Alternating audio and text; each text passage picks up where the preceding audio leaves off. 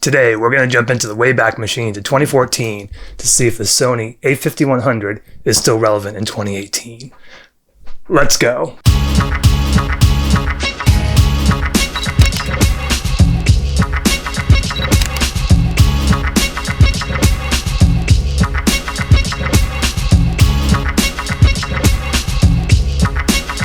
What's up, everybody? Phil with Photo Gear Fun here today.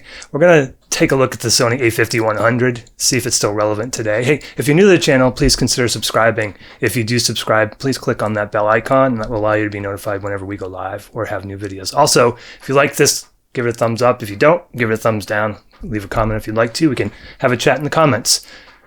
Now, I'm going to read some of the specs from this Sony a5100.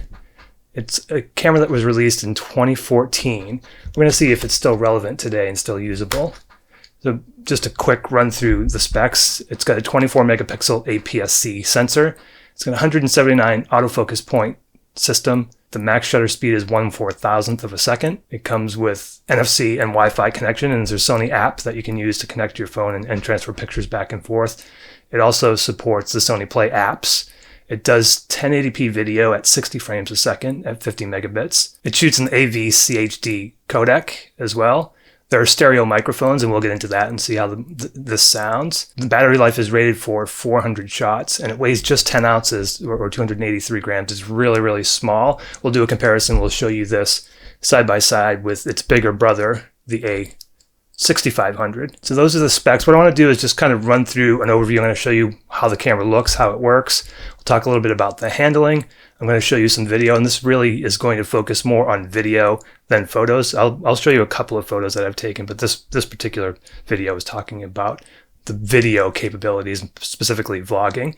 And then we'll go through the pros and cons, and we'll wrap up this review.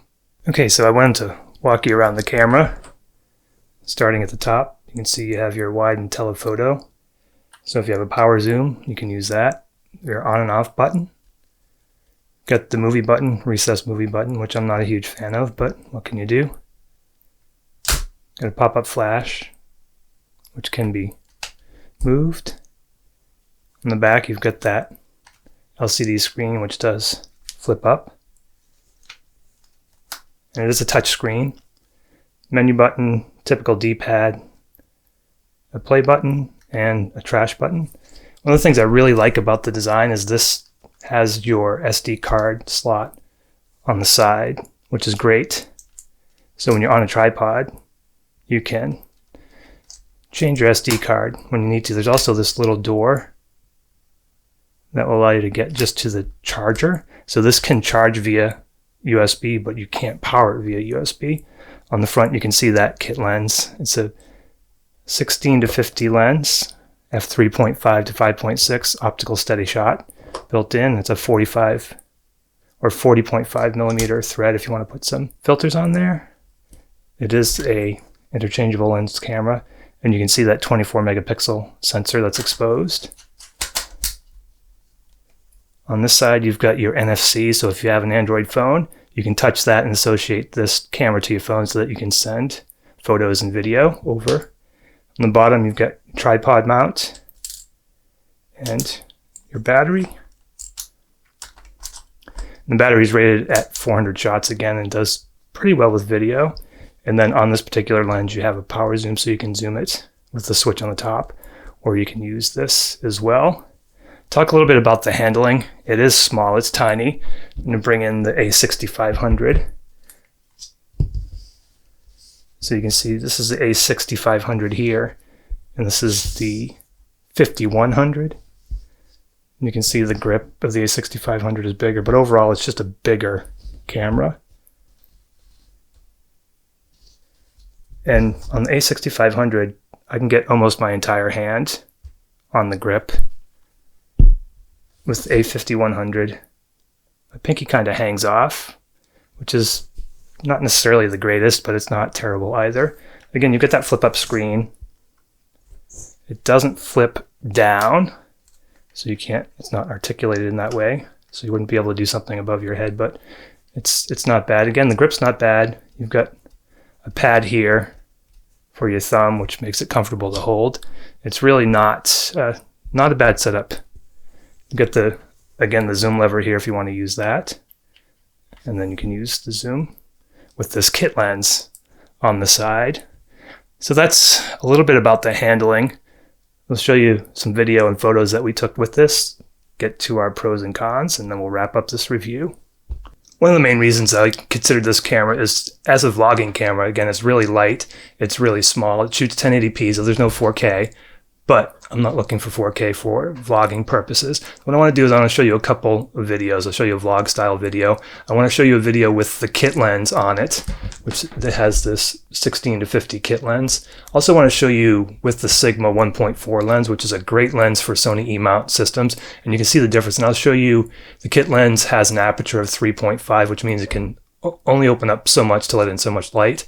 What I'm going to do is show you the difference between f3.5 and then f1.4 with a Sigma lens. So that Sigma lens might be a great companion for this to do some vlogging, especially if you're looking at low light vlogging. So we'll show you that video, we'll come back, and then I'm going to show you a couple of the photos that we took. So here we go. This is 1080p 60, doing a vlog test. I'm holding it on a tripod.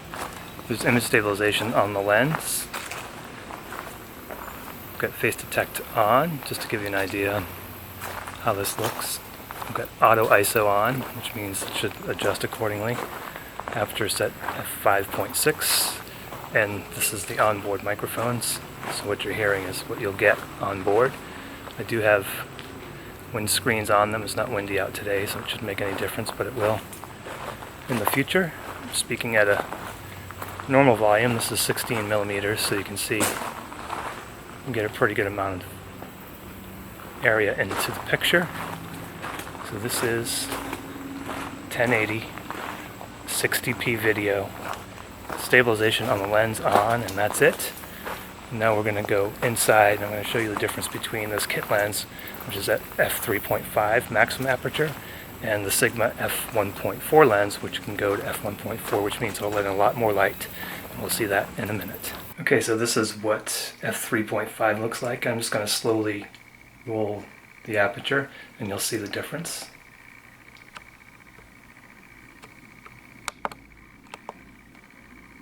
So this is 3.5, going down 3.2, 2.8. You can see it's getting lighter, 2.5, 2.2. This is f2.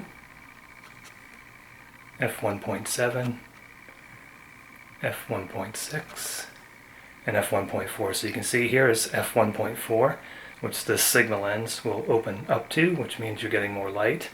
And then we're going to go down to 3.2, which is 3.5, which is the kit lens.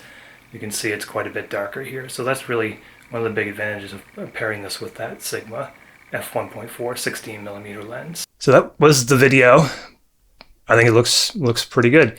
What I want to do now is just show you some of the photos I took. And I took these photos with the kit lens, the 16-50 kit lens. You can see here, these are straight out of the camera. There's a picture of a spider, which I've used in a few videos. I'm really infatuated by this spider. It looks like I think it's a female garden spider. But anyway, this beautiful specimen, you'll see the specs as far as the EXIF data goes. The shot was taken. Also took a picture of the butterfly bush, just to give you an idea on what the pictures look like. Again, these are straight out of the camera, and you can see the data, the information about the shot as well on the screen. Well, who is this camera for? I mean, it's 2018. This camera started back in 2014, I believe, was when it was released. Who's going to use it? I think anybody who's looking for a really small vlogging camera, something that's small and light with that kit lens. It's pocketable if you have a big pocket. It may not be quite pocketable if you have a smaller pocket, but there is a 16mm pancake lens, which is a really thin lens that you can get to put on it. So it's definitely good for vlogging. It also takes really good photos. That 24 megapixel sensor really does a good job. And this is basically the same sensor that you see in this a6000, 6300, and 6500. Some slight changes, but it's basically the same. So a really good sensor. Let's talk about the pros and the cons. Pros, it's very small. Very small.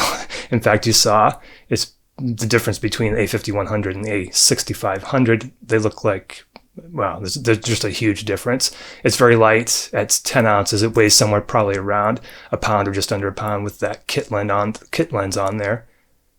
it's got that flip-up screen. That flip-up screen is something that you'll use for vlogging or for selfies, but really, again, this camera for me is going to be more of a vlogging camera. And I've been with the Sony system for a long time. I started out with the first Sony that had the 3.5-inch floppy. I think it was called a Mavica, something like that, but it was a Sony digital camera that actually used 3.5-inch floppies.